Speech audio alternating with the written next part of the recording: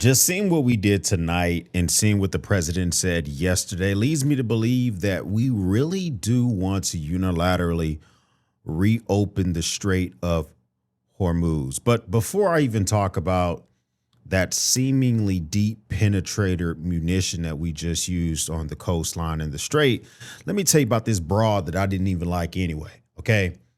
So I had this wingman of mine. I wanted him to come out to the club with me. We were gonna dress up. We're gonna make some shit happen. And I told him, I said, look, man, for years and years, I've been your wingman. For years and years, I've been doing shit for you. And, come to find out, I really want you to come to the club with me, help me penetrate the forces that are her girlfriends, because I want to try to get this broad's number. Now, for whatever reasons, they got to wash their cat. They don't want to go to the club anymore. They don't want to kick it, whatever. The homie tells me that he's not going to be able to make it. And I tell him I ain't need your goddamn help no way, man. I've been laying down my game for a long time. I've been practicing this stuff. I'm going to get what I want. I was just playing around with you. I didn't really want your help. I don't know what you're talking about. Matter of fact, 7 girls called me and said my game was so strong that I absolutely could always do this stuff solo. That's kind of what the U.S. just did in regards to the Strait of Hormuz. Just 2 days ago, the president asked kind of publicly for different nations to send their navies to help with the reopening of the Strait. And almost across the board, we were told no. Different ways, cutesy ways, outright ways. Germany saying that they didn't start this war. They don't see a reason to be up in it. Greece kind of giving us the same thing. The UK doesn't want to join it. South Korea been a little bit more cute, saying like, hey, listen, once the bombs stop dropping, we'll send a little naval force up in there. You know what I'm talking about? Japan, everybody, China. So we came back yesterday and said, no, matter of fact, I didn't even need your help, man. I've been doing this for a long time. I didn't even plan on asking y'all for no help. Matter of fact, it seems like we're trying to stand on business when we say stuff like that. When we see a report that we got tonight, the U.S. Central Command says that they successfully employed multiple 5,000-pound deep penetrator munitions on hardened Iranian missile sites along Iran's coastline near the Strait of Hormuz. If this is true, it looks like that we may be entering into one of the most expensive excursions of a military action since GWAT.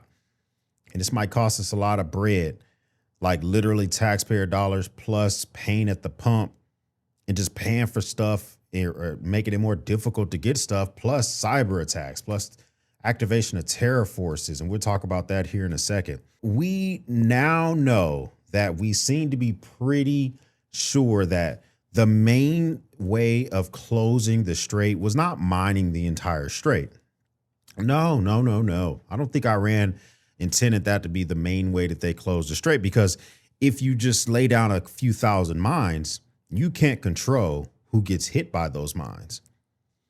Since February 28th, Iran has made $1 billion allowing 10 of their own vessels to pass through the strait, and that oil still being bought by countries. Because they didn't mine the entire strait, they're able to use drones, unmanned water vehicles, whatever the heck else they're using to allow certain vessels to go through the strait and certain other vessels to not. And then when those vessels go through, like Indian or China, they're making them buy or exchange the oil in Chinese yen instead of American dollars. They are trying to hurt our economy. This is why we're thinking about going at it alone and reopening the strait. Is it as simple as just opening it as quickly as we want to? Are we going to just be able to make that happen? I don't really know. I am fearful that not only is this going to cost us a lot of money, but I think that this, in all honesty, could cost U.S. casualties as well. This is an extremely difficult and seemingly a long drawn out process, because it's not just a one-day thing like, yay, the strait is open. To get through the Strait of Hormuz, it's such a narrow passageway, the 2 miles, where it's deep enough for those type of floating islands, which are oil tankers, to get through, that not only we would need to have a long-term challenging and potentially endless operation, but it's going to be a multi-layered military operation. We're going to need the ability to have a never blinking eye on that area, 100 miles away from the Strait, because the range of Iran is at least within 100 miles. Plus, you need the ability to have intelligence, surveillance, reconnaissance, or ISRs, and being able to look back 50 miles in one direction, 100 miles in another direction. We need to be having Aegis defenses, which are fantastic against drones, but that's going to be where we have those assets in the area. We also need to have possible armed helicopters in the area to take small vessels that might decide to attack from the shoreline. Well, helicopters only have so far of a range, meaning those helos need to be on vessels somewhere in the Persian Gulf or in the Gulf of Oman or somewhere else, or they need to be on one of our bases nearby. We're stacking more and more military assets on top of one another, and it doesn't seem like we're interested in diplomacy whatsoever. If I feel like we're doing this, and I don't really know why we're doing it. The theory behind forcing open the Strait of Hormuz is so that we can continue something else. The underlying issue is the Iranian regime. So you would only force open the Strait of Hormuz if you intend to carry out some other mission if you're the United States, whether that's forcibly getting rid of the regime, which I still don't think happens without boots on the ground, because I do believe that whatever the regime looks like right now is so well dug in, they're not just going to be hit with a 5,000-pound bunker buster or 10,000-pound bunker buster. You know, I don't think it's just that simple. They're starting to hit Israel with cluster munitions, and Israel has started a ground assault in Lebanon. It feels more and more like the makings of a larger scale war than I am a fan of.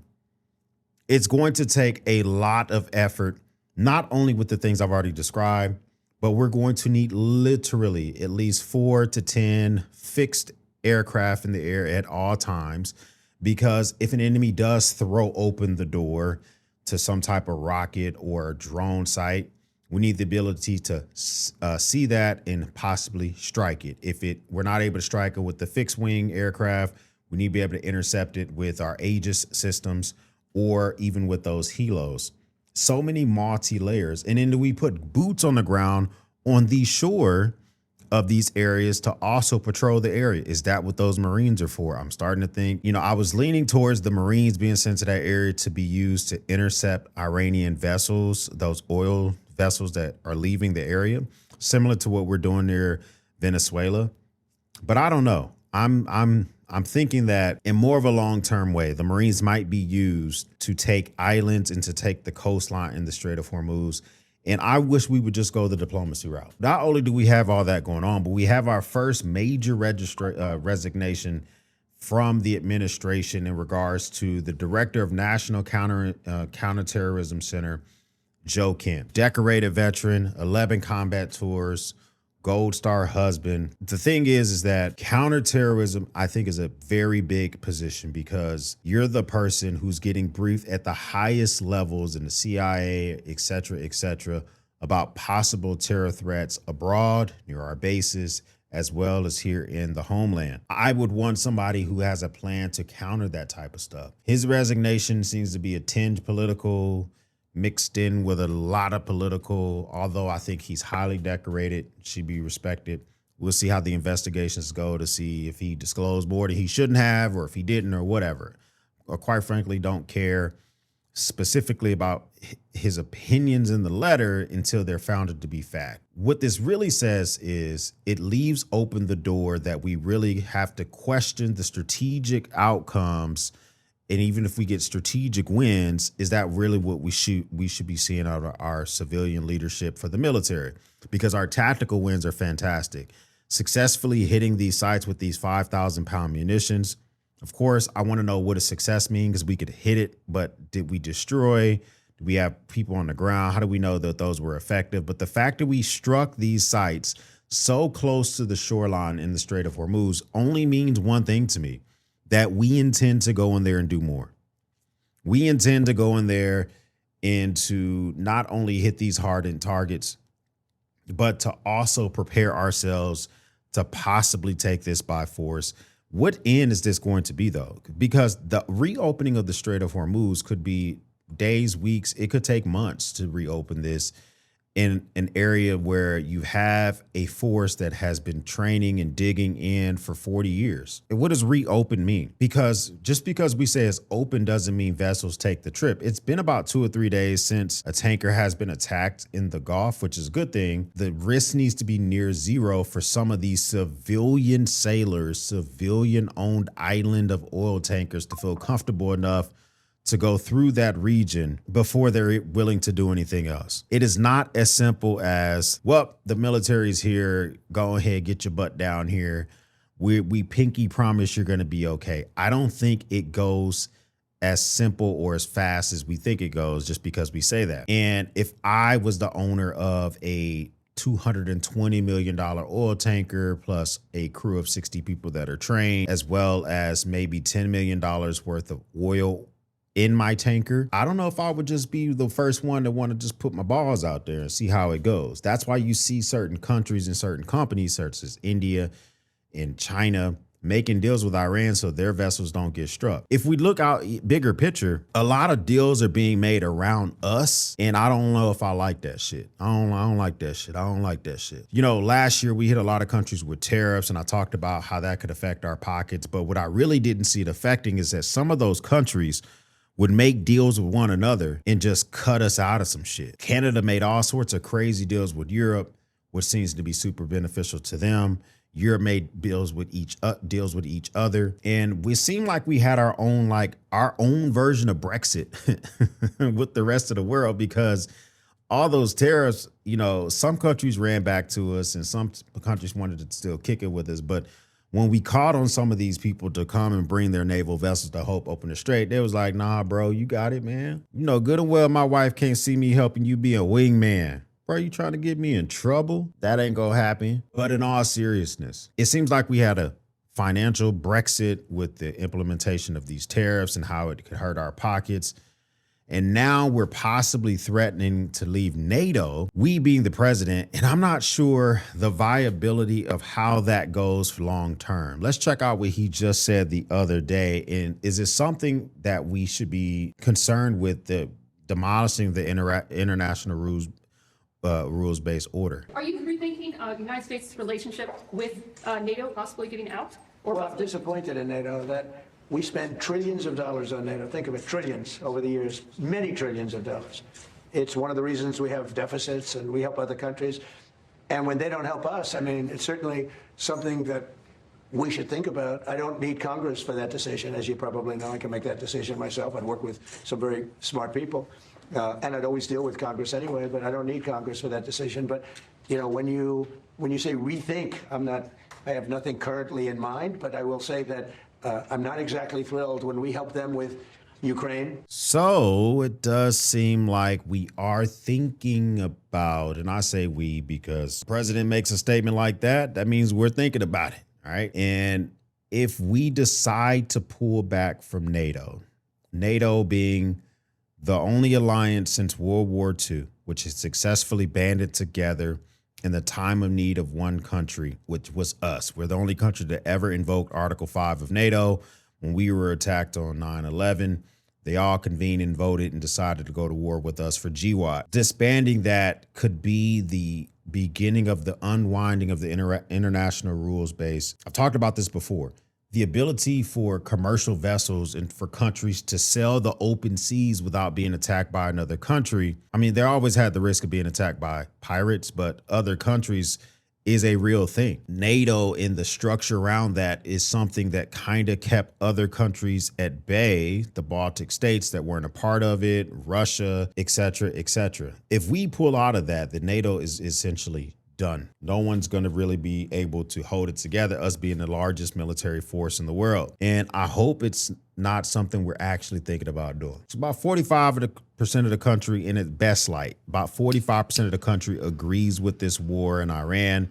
I don't even know if they know 100% why they agree with it. I was kicking it with my homeboy the other day, and he was all about it. He said, hell yeah, bro. You know what I'm saying? Iran was like 2 weeks away from getting that dang on weapon. I was like, from getting what weapon? He said, oh, they were going to have a missile with the ability to deliver their bomb to America. I was like, they didn't even have weapons grade enriched uranium fully. Nevertheless, an intercontinental ballistic missile. What? Oh, I didn't know that. I thought that was like right around the corner. I thought that's why we kicked the door in. I don't know. A lot of people say it's our greatest ally that was kind of pushed us to going in there and hooking and jabbing. And I think we're going to end up hooking and jabbing with our greatest ally in other places as well. Look what they got going on right now in Lebanon. They literally just dropped a building at 5:30 in the morning in Beirut, in the middle of the city, and they're beginning to do their ground forces attack there. So as we see the area itself beginning to just completely fall apart, we're not 100% sure the viability of being able to sustain this in this opening the Strait of Hormuz in a meaningful way.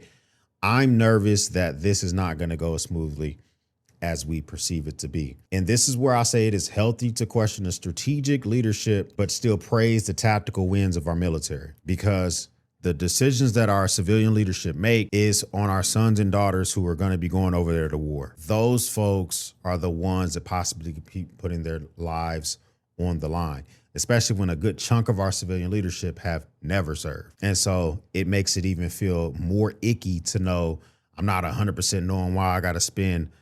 So far, I spent like $150 on this war. They said it could, about every household so far, I spent about $10 per day, taxpayer-wise, on the conflict in Iran. And that number will increasingly go up if we go for the Strait of Hormuz. And if we do go for the Strait of Hormuz, it is not as simple as opening it one day, saying that we're good to go, and getting up out of there. It's going to be similar to damn near like establishing an embassy, and having a Marine security guard and roving security. And then we're going to be introduced with the newest threat, which is going to be first-person flown drones. That's the newest threat on the battlefield, which I'll talk about in a future video. But what do you think? Should we have at it by ourselves with the Strait of Hormuz? Do you think our prices are going to continue to go up? 20 cents more a gallon for gas today. I almost forgot about that. Gas in my area 3 days ago was $3.49. I got into Mrs. X's vehicle today. It was $3.69. And I thought it was just that gas station. I was like, oh man, y'all some hoes. How y'all gonna raise y'all prices 20 cents?